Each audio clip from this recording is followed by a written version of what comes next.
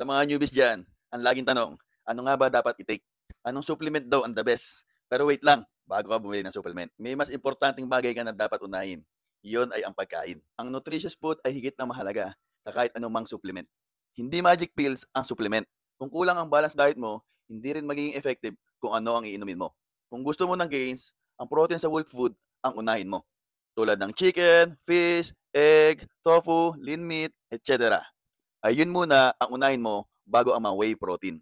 Mas natural, mas kumpleto ang nutrients. Ang carbs and fats ay hindi mo kaaway. Hindi lang protein ang malaga.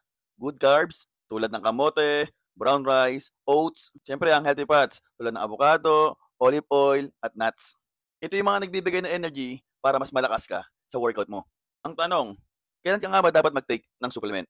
May time na useful ang supplement lalo na kung nahihirapan ka ma-meet yung protein needs mo. May nutrient deficiencies ka tulad ng iron, vitamin D, at omega-3. Nagtitraining ka ng intense, kailangan mo ng creatine for performance. Pero kung beginner ka pa lang, hindi mo need gumastos para sa mga supplements. Mag-focus ka muna sa good nutrition, consistency sa workout, at sapat na tulog. Kaya bago ka bumili ng kung ano-anong supplement, ang mahalaga, ayusin mo muna yung pagkain mo. Mas sustainable, mas effective, at mas budget friendly. Kung may tinitake kang supplement or curious ka na mas bagay sa'yo, comment down below. Kung gusto mo ng suggested meal plan, workout plan, link in bio.